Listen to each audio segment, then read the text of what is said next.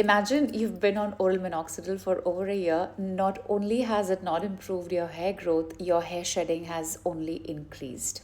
This is exactly what my client came to me with, and I would like to break this blood work down with you as I'm preparing her report.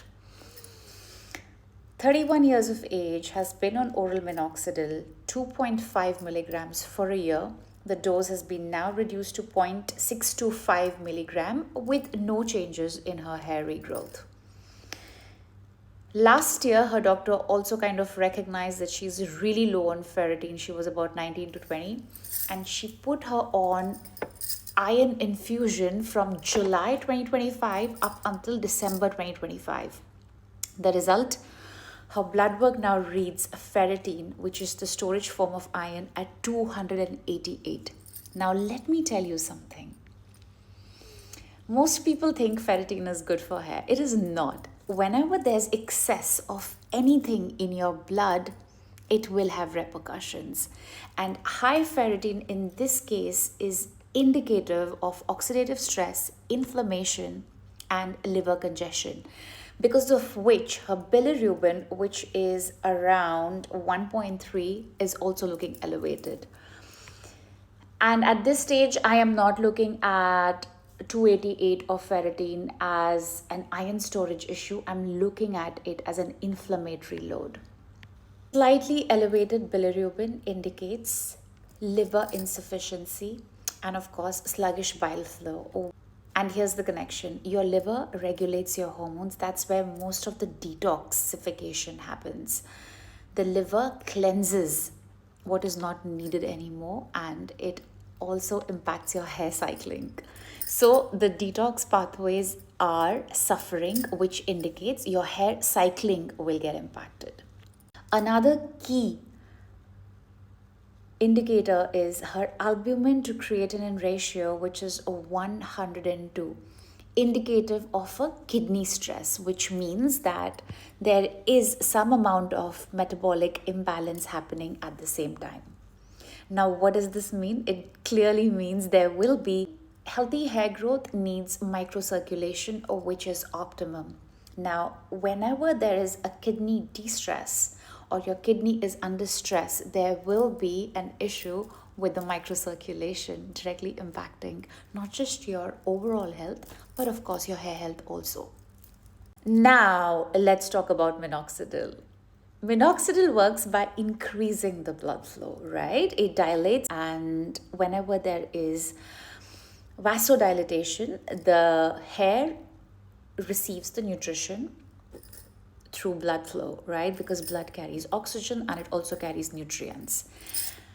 Now, but the thing is, minoxidil will not fix inflammation. Minoxidil will not fix her excess of ferritin, which is causing toxic overload, oxidative stress. It is not going to fix her kidney, which is under stress.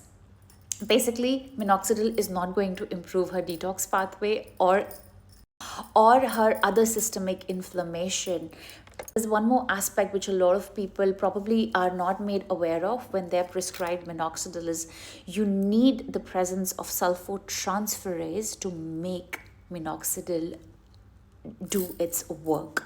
And if you are deficient in this particular enzyme, you could be applying minoxidil or you could be consuming minoxidil for years and there will be zero benefit. So if you are someone on minoxidil, please get this enzyme checked and go back to your doctor who's prescribed you minoxidil and get the facts right.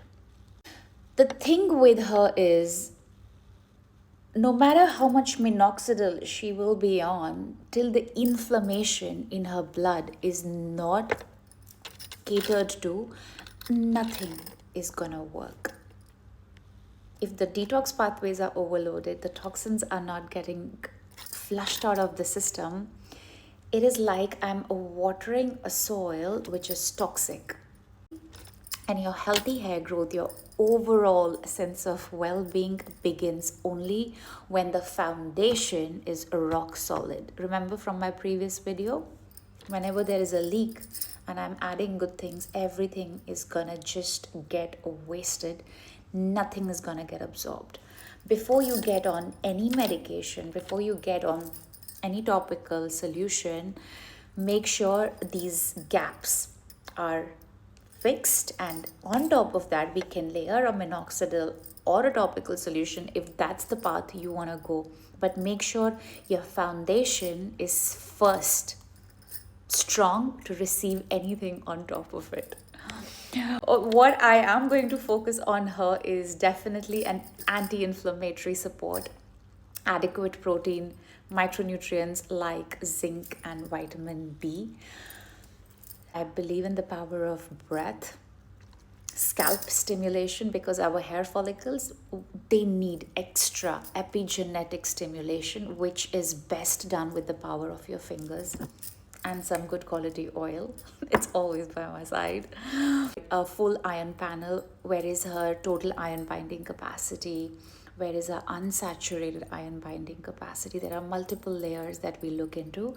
And of course, nervous system regulation is like, it goes without saying. But always remember, if your body is inflamed, congested, or dysregulated, no drug, no pill, no supplement, no minoxidil is going to override a system which is stuck in fight, flight, fear. Minoxidil is not a magic wand, it's just a tool. And tools only work when the terrain in your body, which is your foundation, is ready to receive it. Share this with someone who's on minoxidil, or think twice before you get on minoxidil next time.